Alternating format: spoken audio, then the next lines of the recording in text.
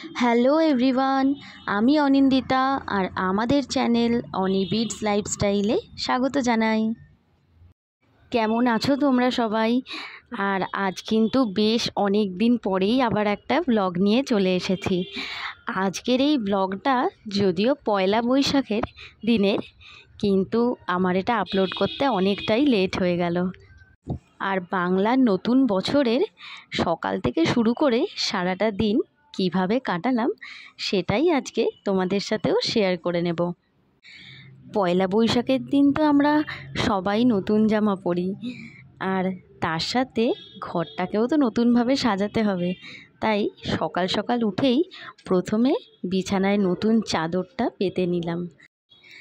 আর সকালে উঠে চা খাওয়া তো কমপ্লিট। এরপরে বিছানাটা আর ঘরটা ভালোভাবে একটু সাজিয়ে নেব। আর এই সব টুকিটাকি কাজগুলো হয়ে গেলে তারপর আজকে পয়লা বৈশাখ, তো স্পেশাল তো কিছু রান্নাবান্না খাওয়া দাওয়া হবেই, এইসব তো রয়েইছে। আর তোমরা পয়লা বৈশাখের দিনটা কিভাবে কাটালে জানিও কিন্তু। যদিও পয়লা বৈশাখ তো অনেক দিন হলেই চলে গেছে, প্রায় 1 মাস হতে চললো। আসলে আমারই ব্লগটা দিতে অনেকটাই লেট হয়ে গেল। এদিকে বিছানাটা তো ভালো করে গোছগাছ করা হয়ে গেছে। এরপর বেশ কিছু কাপড় জামা রয়েছে, এইগুলোকেও আমি আগে কাচতে দিয়ে দেবো। এইদিকে এগুলোও কাচা হবে, আর আমি অন্য কাজও করতে শুরু করে দেবো। আর আজকে ব্রেকফাস্টের জন্য বানিয়েছিলাম ঘুগনি আর লুচি। সকাল সকালই রান্নাবান্না হয়ে গেছে, ব্রেকফাস্টও কমপ্লিট। এরপরে আমি আর বিধান দুজনে মিলে বেরোবো বাজার করতে। আর ওর তো আজকে ছুটির দিনেও সারাক্ষণ ফোন চলতেই থাকে। যাই হোক, এইসব করে দুজনে মিলে বেরিয়ে পড়েছিলাম বাজার করতে। আর বাজার করতে বেরিয়ে বাইরে এতটাই পরিমাণে রোদ, গরমের চোটে দেখি এক জায়গায় লস্যি বিক্রি হচ্ছে, তো দুজনে একটু খেয়ে নিলাম। বেশ কিছুক্ষণ খাওয়া দাওয়ার পরে বাড়ি ফিরে এসে এই যে আজকে রান্না হবে হচ্ছে ইলিশ মাছ। মাছগুলোকে ভালো করে ধুয়ে পরিষ্কার করে রেখে দিয়েছি, আর তার সাথে আছে মাটনও। এরপর আমাদের বাজার করে আসতে অনেকটাই লেট হয়ে গেছিলো, বেলাও হয়ে গেছিলো। ওই জন্য তাড়াতাড়ি করে আগে মাংসটা নুন হলুদ দই এইসব মাখিয়ে রেখে দিয়েছি। আর ওইদিকে তো ইলিশ মাছেরও প্রিপারেশন চলছে। মাছটা বেশি কিছু না, ওই একটু সর্ষে পোস্ত দিয়ে জাস্ট পেস্ট করে নিয়েছি, আর এটা দিয়েই আজকে মাছটা কিন্তু রান্না হবে। আর ইলিশ মাছ তো আমাদের সবার প্রিয়। তোমাদের কেমন লাগে বলো কিন্তু। ইলিশ মাছের এই যে রেসিপিটা হচ্ছে, এটা কিন্তু করতে একদমই ঝামেলা নেই। মানে আমি বললাম না আজকে বেশি সময় ছিল না, তো এই রান্নাটা কিন্তু খুব চটজলদি হয়ে যায়, আর খেতেও কিন্তু ভীষণ টেস্টি হয়।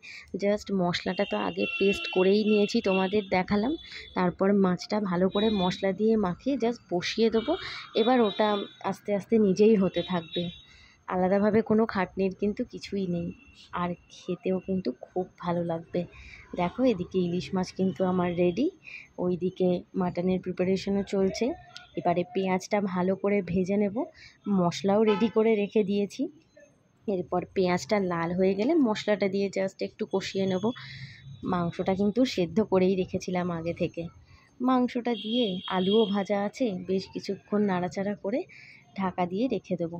মাংসটাও এদিকে নিজের মতো হতে থাকবে, ওদিকে ভাতও হচ্ছে।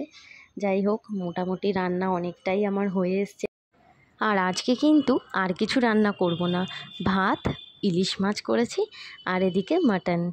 ব্যাস, এদিকে আমার রান্না কমপ্লিট। এই যে এই দেখো ইলিশ মাছ এদিকে পুরো একদম রেডি, ওইদিকে মাটনও হয়ে গেছে প্রায়। রান্না করার পর একেবারে স্নানও করে নিলাম। আর আজকে বাজার থেকে এই বেলফুলের মালাটা কিনে এনেছিলাম। যদিও বললো বেলফুলের মালা, কিন্তু একটুও গন্ধ ছিল না, কে জানে আমাকে কি দিয়েছিল। যাই হোক, আজকে কিনে এনেছিলাম, একটু ঘরে রাখলে ঘরে একটা সুন্দর স্মেল বেরোবে। তো ওইটা আগেই আমি ঠাকুরের কাছে দিয়ে সাজিয়ে রাখলাম। আর আজকে যেহেতু পয়লা বৈশাখ, তাই ভাবলাম আজকে নতুন শাঁখা পলাটা পরবো। আমি এটা তো কিনেছিলাম দীঘা থেকে, তোমরা হয়তো আগের ব্লগে দেখেইছো, দীঘার ব্লগে। তো ওটা আমি পরিনি, রেখে দিয়েছিলাম যে পয়লা বৈশাখের দিন নতুনটা পরবো বলে। আজকে আগেই স্নান টান করে এই নতুন শাখা পলা আমি এটা পরে নিলাম। কেমন লাগছে জানিও কিন্তু। আর নতুন বছরে নতুন জামা তো পরেইছি, তার সাথে নতুন শাখা পলাটাও পরে নিলাম, বেশ ভালো লাগছিল। আচ্ছা, আমার ব্লগগুলো কেমন লাগছে তোমরা কিন্তু আমাকে কমেন্টে অবশ্যই জানাবে। ভালো লাগলে কিন্তু লাইক শেয়ার করবে, আর আমার চ্যানেলটা কিন্তু সাবস্ক্রাইব করে দিও। যাই হোক, এই দেখো, আর আমি একটা নতুন নোয়াও কিনেছিলাম। এটা সিটি গোল্ডের, মানে এটা দেখে খুব পছন্দ হয়েছিল, তাই ভাবলাম এটা কিনি, পরবো এই নতুন শাখা পলাটার সাথে। তাই ওদিন এটাও এর সাথে ম্যাচিং করে পরে নিয়েছিলাম। যাই হোক, এদিকে তো তারপর আমাদের খেতেও বসে পড়েছিলাম, খাওয়া দাওয়া কমপ্লিট। ওই করতে করতে বিকেল হয়ে গেছে।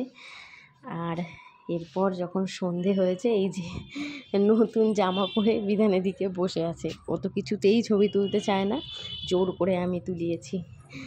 আর এরপর সারাদিনটা তো কেটেই গেল। এখন সন্ধেবেলা, আর এখন তো আইপিএল খেলা চলছে, তোমরা সবাই জানো। সন্ধে হতে না হতেই আমরা সবাই মিলে একসাথে বসে পড়েছি টিভির সামনে ওই খেলা দেখার জন্য। আর সারা সন্ধেটা কিন্তু ঘরেই ওই টিভি দেখে আর গল্পগুজব করে সবার সাথে এইভাবেই কেটে গেল।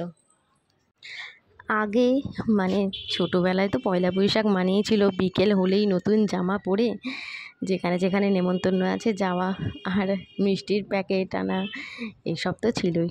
কিন্তু এখন তো আর সেই সব হয় না, এখন সবই পাল্টে গেছে সময়ের সাথে সাথে। যাই হোক, আজকের দিনটা ভালোই কাটলো। তোমাদের কেমন কেটেছে পয়লা বৈশাখের দিনটা জানিও। আজকের ব্লগটা তাহলে এই পর্যন্তই রইলো। পরের ব্লগ নিয়ে তাড়াতাড়ি চলে আসবো। কেমন লাগলো জানিও, চ্যানেলটা সাবস্ক্রাইব করে দিও।